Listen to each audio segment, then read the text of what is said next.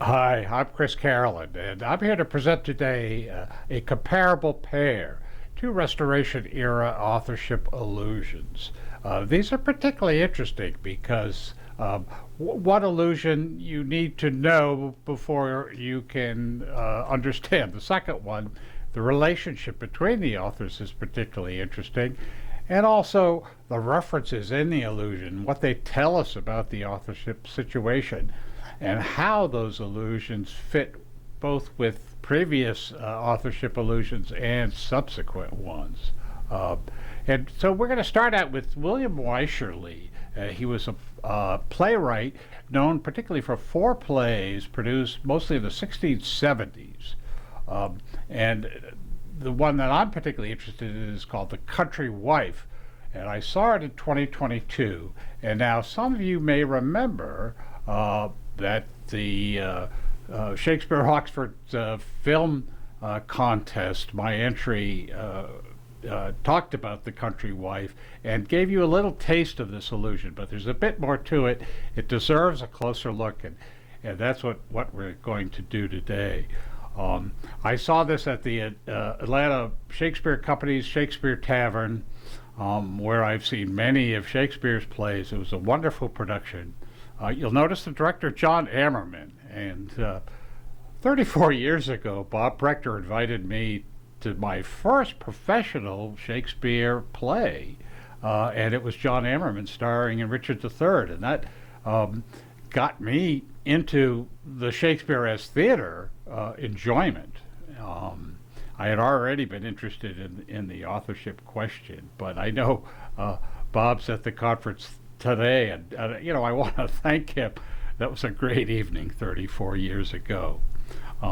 Now, this play, there was one line in it that when I heard it, it popped out at me, and I thought, hey, I know who they're talking about here. And this fellow pinchwife is discussing another character named Mr. Sparkish, and he tells us that Mr. Sparkish spent his estate before he inherited it. And I thought, I know this guy, right? This is the Earl of Oxford, or it sounds like it.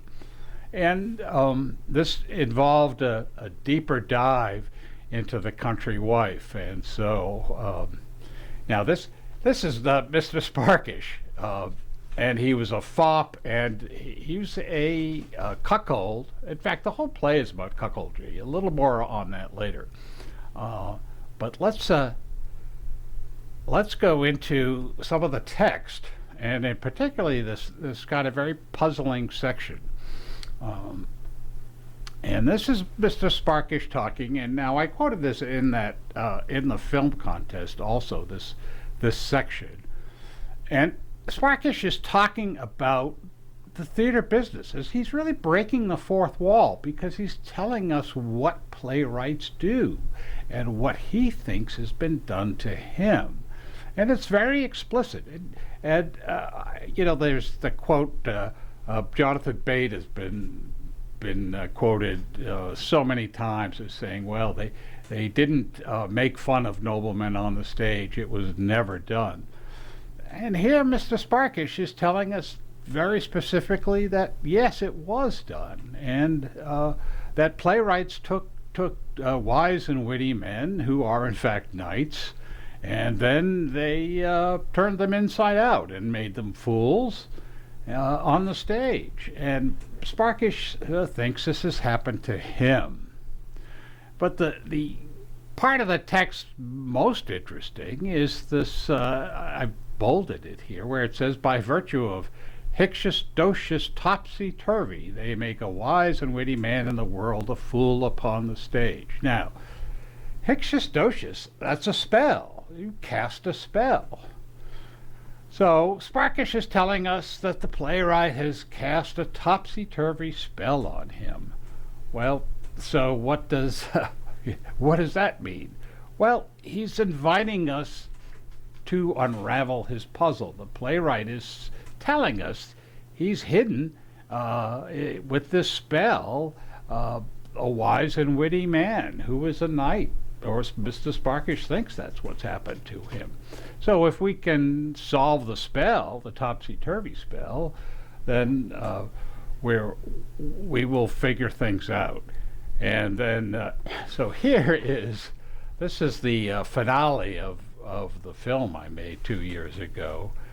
And it, as we see, we can, when we rearrange Sparkish, Sparkish, it is revealed who the wise and witty knight is, and he is Shakespeare. Now, I want to also draw your attention to this final part of that paragraph. Sparkish tells us in the play that he has been kept from being a knight in earnest for fear of being knighted in a play. And this is almost exactly the same idea that John Davis of Hereford in 1609, when talking about Shakespeare and saying he would have been a companion for a king, i.e., a king's companion is a knight of the garter, and Oxford was refused in repeated votes over a number of years, about 6, from that title. And it's been speculated it was due to his theater activities. And really, Sparkish is equating this exact same sentiment that John Davis of Hereford expressed in his encomium. I want to talk about the origin of the word Sparkish. Now, the definition of Sparkish is somebody gay, light, sparkly. The fops of the early and mid of that Restoration period were known as sparks. And so to be sparkish is to be like a spark, one of these sort of very fops, as we would say. Now, the first use of the word sparkish in the OED is from the Academy of Love, John Johnson. And he's equating the word, he's using the word with the word Shakespeare in the same sentence, describing the girls who are reading Shakespeare and maybe the old grand dames who don't approve of that kind of reading. And it's interesting because that sentence also is how Townley in the 18th century used it in his High Life Below Stairs. Now, let me say, 8 years ago at the Boston Shakespeare Oxford Conference, I gave a presentation on 18th century allusions, and specifically James Townley's High Life Below Stairs and the anonymous Low Life Above Stairs, and David Garrick's High Life Above Stairs, and then finally George Daniel's 19th century commentary on the play, which is very illuminating. And you're encouraged to go find that YouTube from the 2016 conference.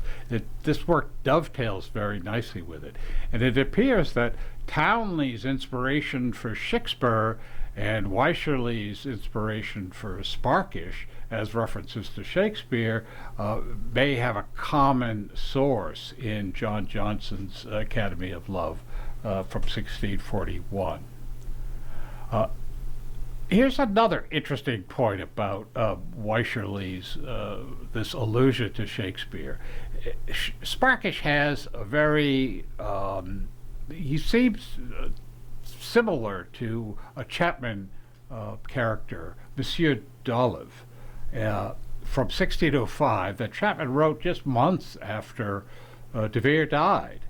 And Sparkish he's all about wit, but he's been turned inside out. He's topsy-turvy, so his wit is false, but he's obsessed with wit. And so is d'Olive. And they both, when they enter their plays, their first line's very similar. d'Olive says, "Morrow wits, morrow good wits," and Sparkish, "How's it, Sparks, how's it?" Similar entrances, and both names are anagrams. Sparkish for Shakespeare, and d'Olive is an anagram of Ovid, the Ovid. Another thing about this allusion, and let me go back to that slide.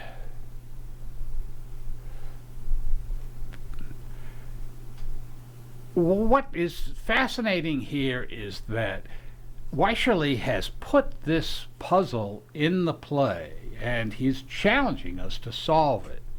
You know, he's telling you that there is this trick that has been turned a real person into the fool on the stage. And I think this is extremely important because we so often, you know, the Oxfords and the, you know, they always want to say it's a coincidence. Oh, it's a coincidence. You know, it's a coincidence that Sparkish spells Shakespeare. But you can't say it's a coincidence here because the playwright tells you he put the puzzle in there.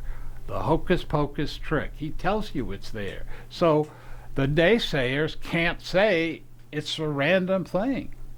Wycherley has covered his bases here, and we'll see that the second allusion does the same thing. It's pretty specific. I think. Now, the other point I want to make is about with this allusion is about cuckoldry, and cuckoldry it became just a huge theme in plays from Othello onward. And in the film I did for the contest, you know, I took a deeper look into that. You know, the cuckoldry and Oxford to discuss the topic of the cuckold, and in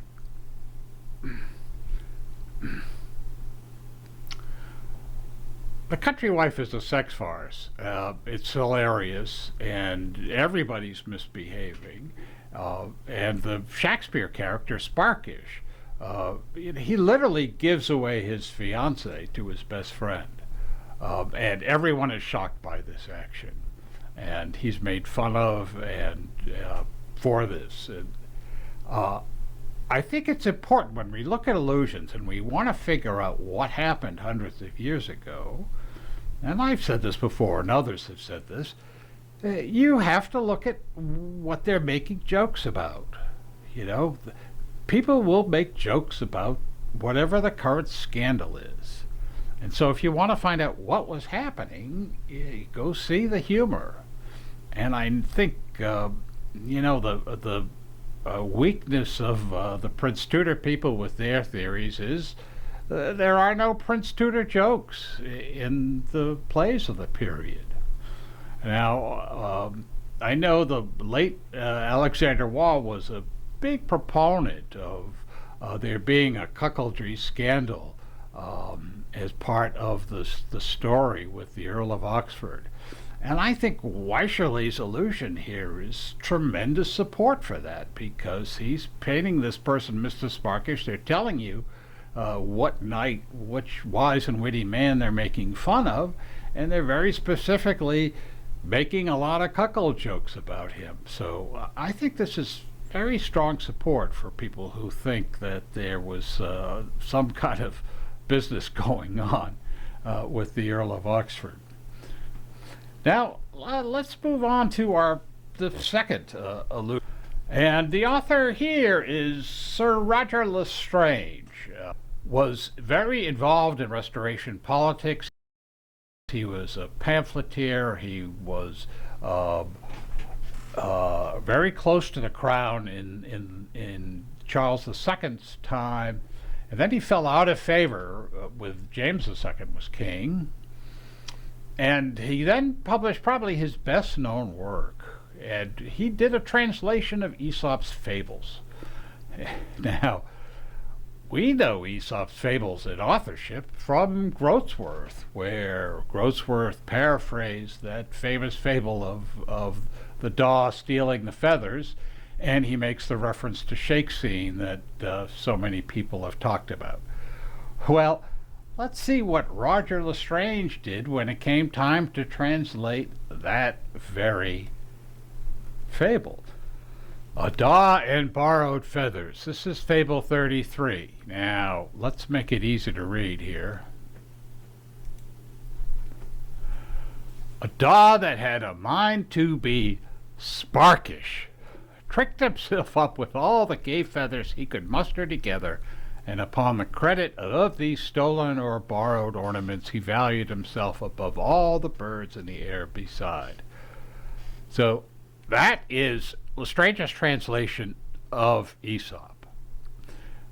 And as you can see, he uses the word Sparkish, and he's using it in the context of the definition of the word. He's ornamenting himself. He's looking sparkly with his ornaments and his feathers. So on the surface, there's nothing there. But he had a mind to be Sparkish. We can also say he is in his mind being Sparkish. And let's compare that with Groatsworth. And we all know that there is an upstart crow beatified with our feathers. I need not read the entire sentence, but you can give it its essence, and that is the crow in his conceit is, in his conceit, Shakespeare. Groatsworth is saying that this crow thinks he is Shakespeare. The Lestrange comments are the same thing. He's saying the crow has a mind to be Sparkish, who is Shakespeare.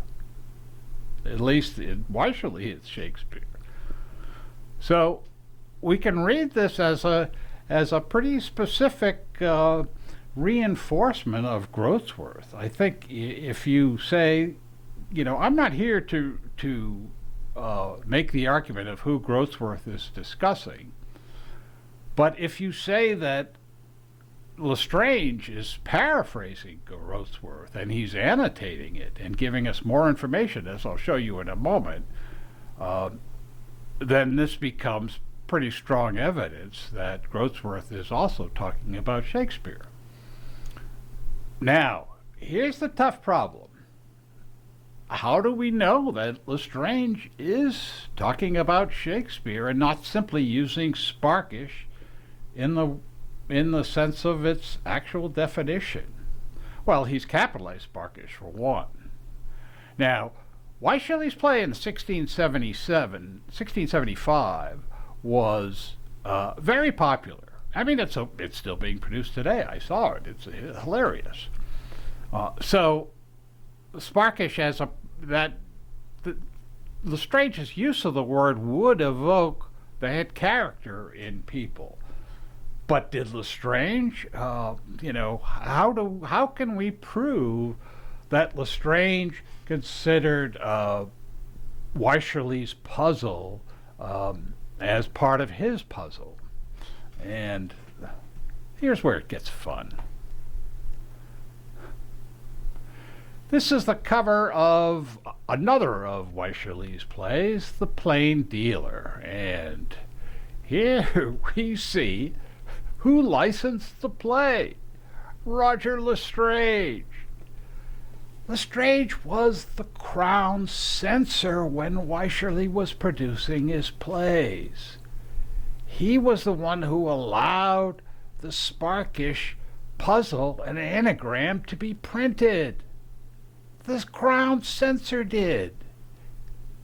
Now, Lestrange was very active as a censor. Charles II used him to really root out, the political allusions that were considered offensive. Lestrange famously censored Milton.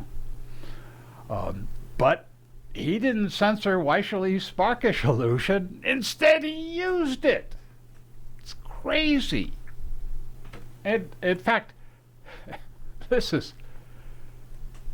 Samuel Butler in, I think, early 1640-ish or something.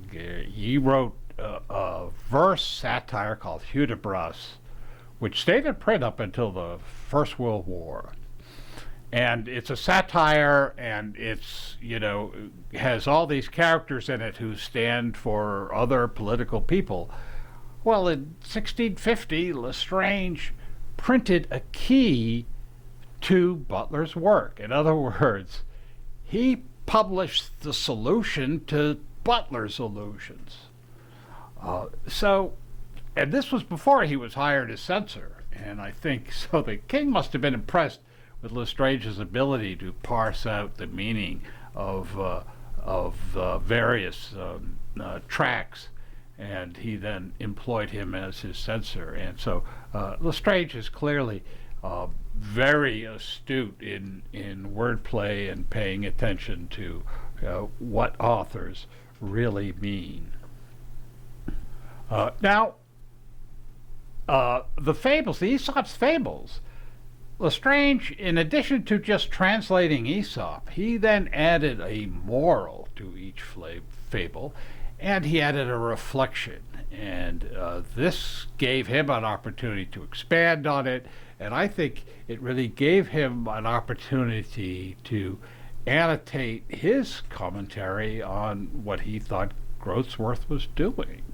Now, I'm not going to go over everything in this, but I do want to point out here where he says he's talking about what this daw with the borrowed feathers has done. He says it's authors who may be cozened upon the tick as well as tailors, and he talks about he's the first-rate writers that have been better disguising other people's works than furnishing everything on their own.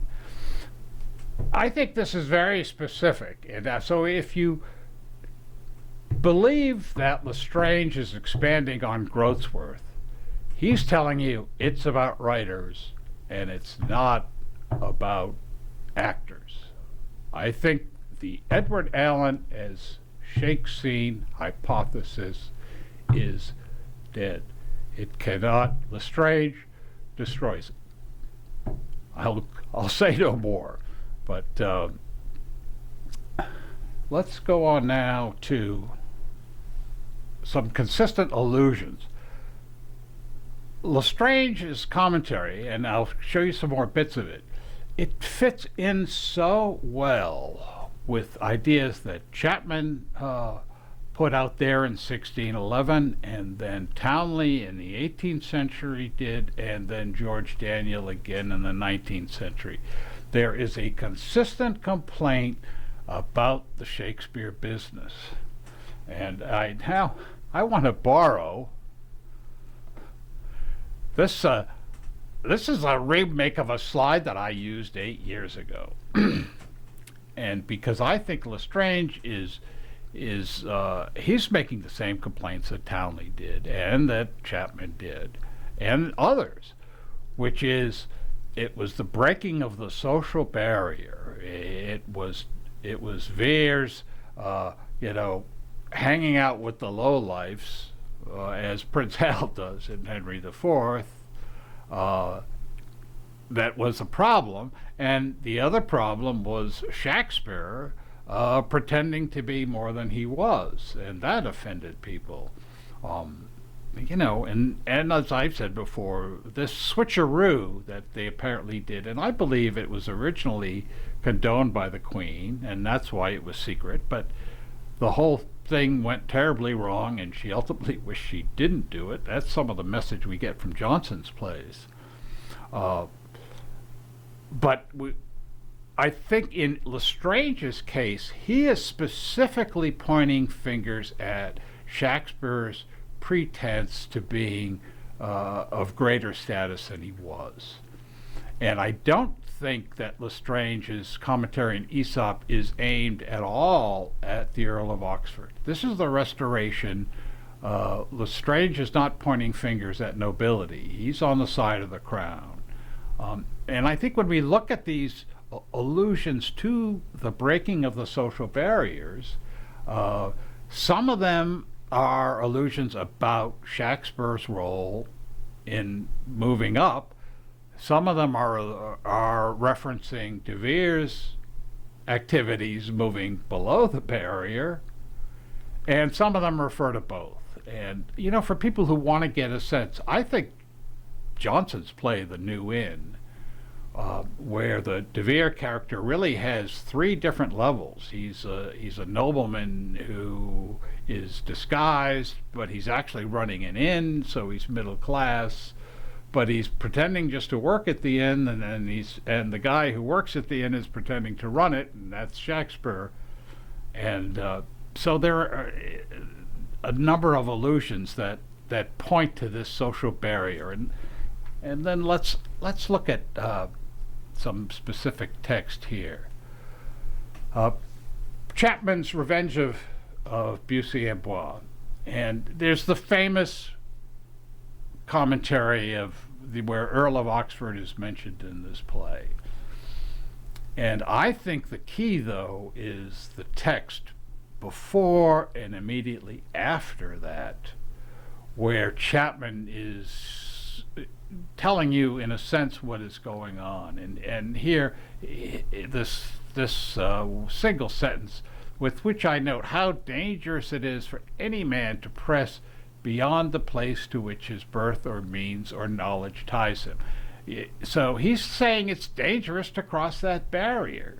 And this was Chapman 1611. And now here's Lestrange, and this is from his reflections. Everything is best and every man happiest in the state and condition wherein nature has placed them.